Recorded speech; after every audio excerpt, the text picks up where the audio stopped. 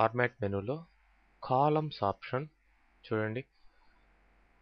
Columns option click చేయగానే మీకు single కాలమా, డబుల్ కాలమా, ట్రిపుల్ కాలమా అనే ఆప్షన్స్ ఇక్కడ వస్తున్నాయి.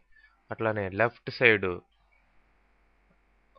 కాలం తక్కువగా ఉండి రైట్ సైడ్ ఎక్కువ ఉన్నట్టు ఇట్లా ఈ 2 ఆప్షన్స్ కూడా చూడొచ్చు మనం. మరి ఇప్పుడు పేపర్లో ఉన్నట్టుగానే న్యూస్ పేపర్లో ఉన్నట్టుగానే మనం కాలమ్స్ వైజ్గా మన పేజ్ని డివైడ్ చేసుకోవచ్చు. సపోజ్ 2 కాలమ్స్ అన్నాం అనుకోండి. చూడండి, ఇక్కడ దాకా ఇది ఫస్ట్ కాలం అయింది పేజ్లో, ఇది సెకండ్ కాలం అవుతుంది. కావాలంటే మీరు ఈ ఇన్ఫర్మేషన్ని కాపీ చేస్తున్నాను, Ctrl+C, పేస్ట్ చేయండి, Ctrl+V.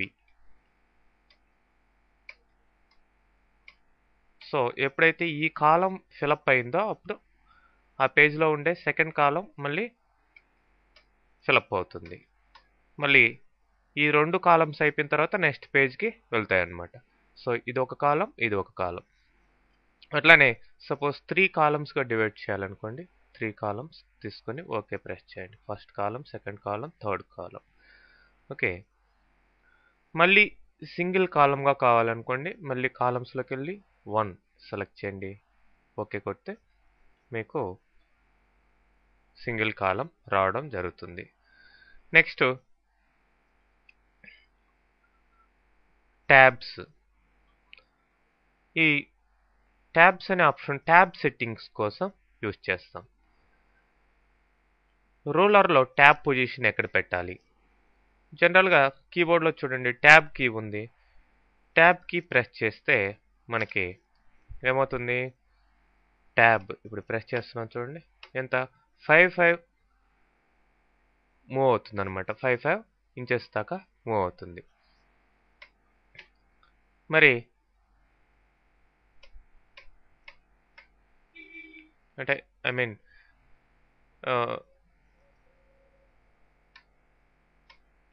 0.5 ఇంచెస్ దాకా ఇక్కడ మూవ్ అవుతుంది. మరి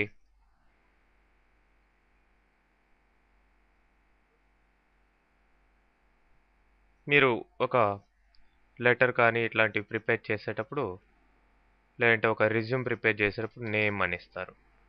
నేమ్ అని ఇచ్చి ఇక్కడెక్కడో మీకు కోలన్ పెట్టి తర్వాత నేమ్ ఇక్కడ టైప్ చేయాల్సి ఉంటుంది.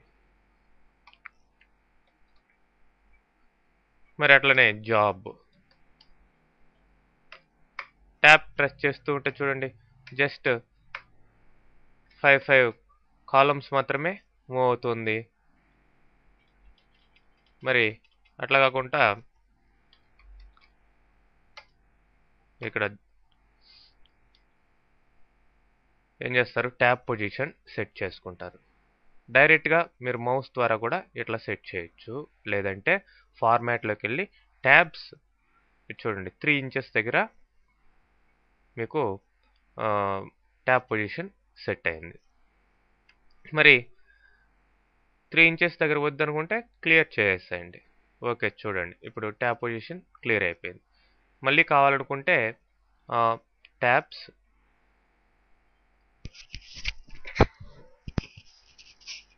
ఆ పొజిషన్ ఇవ్వండి. 3 ఇంచెస్ దగ్గర, 4 ఇంచెస్ దగ్గర అనేది ఆ పొజిషన్ ఇచ్చి అలైన్మెంట్ ఎలా ఉండాలి, ట్యాబ్ అలైన్మెంట్ సెంటరా, లెఫ్టా? బై డిఫాల్ట్ లెఫ్ట్లో ఉంది. అట్లానే లీడర్ కూడా మీరు పెట్టుకోవచ్చు, ఏ లీడర్ కావాలనేది. ఫైనల్గా సెట్ అన్నప్పుడు ఆ ట్యాబ్ పొజిషన్ సెట్ అయిపోతుంది. ఓకే ప్రెస్ చేయండి. చూడండి ఇప్పుడు మీరు అడ్రస్ అంటారు, ట్యాబ్ కొట్టగానే ట్యాబ్ ప్రెస్ చేయగానే మీకు కరెక్ట్గా ఈ పొజిషన్ దగ్గర వచ్చి కర్సర్ అవుతుంది. తర్వాత మీరు ఇక్కడ అడ్రస్ ఇవ్వచ్చు. అట్లనే సపోజ్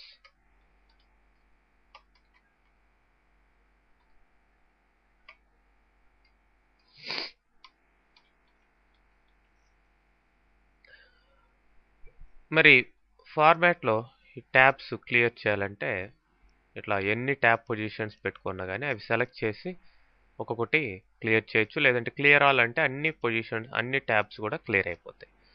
మాన్యువల్గా అయితే మీరు ఇక్కడ ఈ విధంగా డైరెక్ట్గా క్లిక్ చేయండి. ట్యాబ్ పొజిషన్ ఎక్కడ కావాలో అక్కడ. సపోజ్ నేను 2 ట్యాబ్ పొజిషన్ పెట్టాను అనుకోండి, ఇక్కడ ఆగుతుంది కర్సర్ ట్యాబ్ ప్రెస్ చేసినప్పుడు కరెక్ట్గా. మళ్ళీ ట్యాబ్ ప్రెస్ చేస్తే ఈ 4 ఇంచెస్ దగ్గర ఆగుతుంది. సో సాధారణంగా మీకు 0.5 ఇంచెస్ మాత్రమే, అంటే 5 కాలమ్స్ మాత్రమే ట్యాబ్ ప్రెస్ చేసినప్పుడు మూవ్ అవుతుంది. మరి అలా కాకుండా డిఫాల్ట్గా ఉన్నదాన్ని తీసేయాలి, రోలర్లో మీకు నచ్చిన చోట ట్యాబ్ పొజిషన్స్ పెట్టుకోవాలి అనుకుంటే ఈ విధంగా పెట్టుకోవచ్చు. వద్దనుకున్నప్పుడు దాన్ని క్లిక్ చేసి డ్రాగ్ చేసి పక్కన పడేసేయాలి ఆ ట్యాబ్ పొజిషన్స్. ఆ విధంగా మాన్యువల్గా ఇక్కడ కూడా మనం డైరెక్ట్గా క్లిక్ చేసి పెట్టుకోవచ్చు. అదేవిధంగా రిమూవ్ చేసేయచ్చు.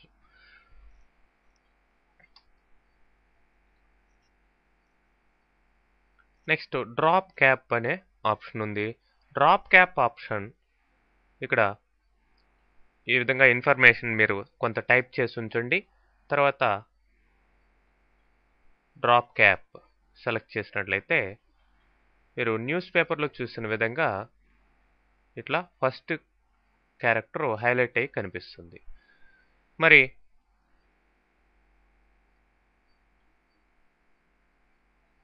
మార్జిన్లో ఉండాలంటే ఈ విధంగా మూడో ఆప్షన్ సెలెక్ట్ చేయొచ్చు. డ్రాప్ క్యాప్లో ఇన్ మార్జిన్.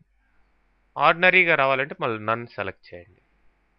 ఓకే, ఈ విధంగా డ్రాప్ క్యాప్ యూజ్ చేయొచ్చు. మరి టెక్స్ట్ డైరెక్షన్ ఆప్షన్ ఎప్పుడు వర్క్ అవుతుందంటే మీరు టెక్స్ట్ బాక్స్ తీసుకున్నప్పుడు మాత్రమే వర్క్ అవుతుంది. మరి టెక్స్ట్ బాక్స్ తీసుకునేదానికి ఇన్సర్ట్లో టెక్స్ట్ బాక్స్ అనే ఆప్షన్ ఉంది.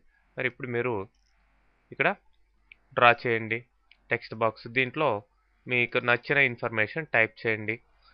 టైప్ చేసిన తర్వాత ఇప్పుడు ఫార్మాట్లోకి వెళ్ళి టెక్స్ట్ డైరెక్షన్ మీరు ఏ డైరెక్షన్ కావాలో ఆ డైరెక్షన్ సెలెక్ట్ చేసుకోండి. ఈ డైరెక్షనా, లేదంటే ఈ డైరెక్షనా, లేదు నార్మల్గా యూజ్ చేస్తే హారిజంటల్ డైరెక్షనా. ఈ విధంగా మీరు టెక్స్ట్ బాక్స్ యొక్క డైరెక్షన్ని చేంజ్ చేసుకోవచ్చు. ఓకే, ఫైనల్గా డిలీట్ ప్రెస్ చేసి రిమూవ్ చేస్తున్నాం. నెక్స్ట్ అలానే వన్స్ టైప్ చేసిన తర్వాత ఇన్ఫర్మేషన్ని మనం ఈ క్యారెక్టర్స్ యొక్క కేస్ చేంజ్ చేసుకోవాలి అనుకోండి. సపోజ్ ఇవన్నీ ఇప్పుడు క్యాపిటల్లో రావాలి. ఏవైతే కావాలో, ఏవైతే చేంజ్ చేసుకోవాలనుకుంటున్నారో వాటిని సెలెక్ట్ చేయండి. ఫార్మాట్లోకి వెళ్ళండి, చేంజ్ కేస్, అప్పర్ కేస్ అని ఓకే ప్రెస్ చేస్తే అన్ని అప్పర్ కేస్లోకి వెళ్తాయి. అట్లానే లోయర్ కేస్ లేదంటే సెంటెన్స్ కేస్, ప్రతి సెంటెన్స్లో కూడా ఫస్ట్ వర్డ్లో ఉండే ఫస్ట్ క్యారెక్టర్ క్యాపిటల్లో ఉంటుంది. ఆ విధంగా అనమాట. ఆ విధంగా ఆల్రెడీ టైప్ చేస్తున్న దాని యొక్క కేస్ని చేంజ్ చేసుకోవచ్చు. మరి ఈ పేజ్కి మీరు ఈ డాక్యుమెంట్లో ఉన్నదానికి బ్యాక్గ్రౌండ్ పెట్టాలి అనుకోండి. ఏ బ్యాక్గ్రౌండ్ ఏ కలర్ కావాలో ఆ కలర్ పెట్టుకోవచ్చు. అట్లనే మోర్ కలర్స్, ఫిల్ ఎఫెక్ట్స్, రకరకాల ఎఫెక్ట్స్ ఉంటాయి. 2 కలర్స్, ప్రీసెట్స్, ఏది కావాలంటే అది తీసుకొని మీరు ఓకే ప్రెస్ చేస్తే అదంతా కూడా ఇక్కడ ఎఫెక్ట్ అవుతుంది. మరి బ్యాక్గ్రౌండ్ వద్దనుకుంటే నో ఫిల్. అట్లనే థీమ్, ఈ థీమ్ ద్వారా మీరు ప్రీడిఫైన్డ్ సెట్టింగ్స్, హెడ్డింగ్స్ ఎలా ఉండాలి, ఏ హెడ్డింగ్ ఏ లెవెల్లో ఉండాలి, ఏ కలర్లో ఉండాలి, అంటే వాటి యొక్క సైజెస్, ఎఫెక్ట్స్, ఫాంట్ స్టైల్స్ అన్నీ కూడా ప్రీడిఫైన్డ్గా ఇచ్చేస్తుంటాడు. మరి ఆ పర్టికులర్ థీమ్ మీరు సెలెక్ట్ చేసుకుని ఓకే ఇచ్చిన తర్వాత దాని ప్రకారం మీ డాక్యుమెంట్ అడ్జస్ట్మెంట్ కావడం జరుగుతుంది. ఓకే, నెక్స్ట్ మీ డాక్యుమెంట్లో ఫ్రేమ్స్, సో సేవింగ్ అడుగుతుంది. సో సేవ్ చేయండి.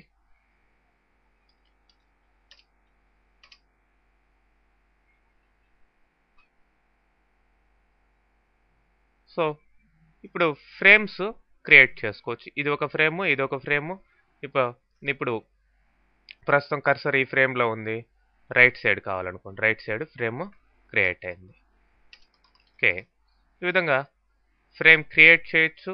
మళ్ళీ సపోజ్ బిలో కింద ఫ్రేమ్. వద్దనుకున్నప్పుడు ఆ పర్టికులర్ ఫ్రేమ్ని రిమూవ్ చేసుకుంటూ మూవ్ కావచ్చు. ఒక్కొక్క ఫ్రేమ్లో కూడా మనం ఇండివిజువల్గా ఇన్ఫర్మేషన్ టైప్ చేసుకుని ఒక్కొక్క డాక్యుమెంట్ లాగా సేవ్ చేసుకోవచ్చు. నో, అందుకనే డాక్యుమెంట్ సేవింగ్ అడుగుతుంది ఇది. మరి ఇంతకు ముందర ఇచ్చిన థీమ్ని నో థీమ్ అని పెట్టేస్తాం. ఆర్డినరీగా కనిపిస్తుంది. అదేవిధంగా ప్రింట్ లేఅవుట్ లోకి వెళ్దాం. రూలర్ కూడా లేదు, ఇప్పుడు పెడుతున్నాను. మరి ఆటోమేటిక్ ఫార్మాటింగ్. ఇక్కడ ఆటో ఫార్మాట్ జనరల్ డాక్యుమెంట్ ప్రకారమా లేదంటే లెటర్ ప్రకారం ఈ ఆప్షన్స్ ఉన్నాయి. ఈమెయిల్ ప్రకారం మీరు వన్స్ టైప్ చేసిన తర్వాత ఆప్షన్స్ కావాల్సి ఉంటే ఆటో ఫార్మాట్ ఆప్షన్స్ ఇవన్నీ ఏవి కావాలో అవి పెట్టుకొని సెలక్షన్ డీసెలక్షన్ చేసి ఫైనల్గా ఓకే ప్రెస్ చేసి దాని ప్రకారం మీ డాక్యుమెంటు అడ్జస్ట్మెంట్స్ కావడం జరుగుతుంది. అట్లనే స్టైల్స్ అండ్ ఫార్మాటింగ్ చూడండి. మీరు సెలెక్ట్ చేసుకున్న స్టైల్స్ అండ్ ఫార్మాటింగ్కి ఇక్కడ రైట్ సైడ్ ఈ పెన్ రావడం జరిగింది. మరి ఈ పెన్లో మీకు డిఫరెంట్ స్టైల్స్ ఇవ్వడం జరిగింది. సో ఇప్పుడు ఈ సెలెక్ట్ చేస్తున్న ఇన్ఫర్మేషన్ ఏ స్టైల్లోకి మారాలి అనేది మీరు ఈ డిఫరెంట్ స్టైల్లోకి వెళ్ళి క్లిక్ చేసినట్లయితే దాని ప్రకారం ఇక్కడ అడ్జస్ట్ అవుతూ ఉంది చూడండి. ఓకే, డాక్యుమెంట్లో మీరు అప్లై చేయదలిచిన లేదంటే అప్లై చేయగలిగిన ఫార్మాట్స్ అన్నీ ఇక్కడ లిస్ట్ రావడం జరుగుతుంది. సో బాడీ టెక్స్ట్ అంటే మామూలుగా వచ్చేస్తుంది.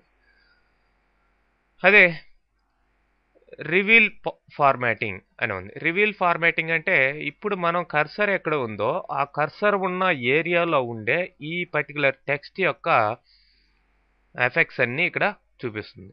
అది ఎన్ని పాయింట్లు ఉంది, దాని ఫాంట్ ఏంటి, లాంగ్వేజ్ మనం వాడేదేంటి, పారాగ్రాఫ్ స్టైల్ ప్రకారం అది బాడీ టెక్స్ట్ ఏంటి, అలైన్మెంట్ ఎలా ఉంది, ఇవన్నీ కూడా దీనికి సంబంధించిన ఇన్ఫర్మేషన్ క్లియర్గా రావడం జరుగుతుంది. ఎక్కడ పెడితే అప్పటికప్పుడు ఆ ఫార్మాటింగ్ చేంజ్ అయిపోతుంది చూడండి ఇక్కడ రైట్ సైడ్.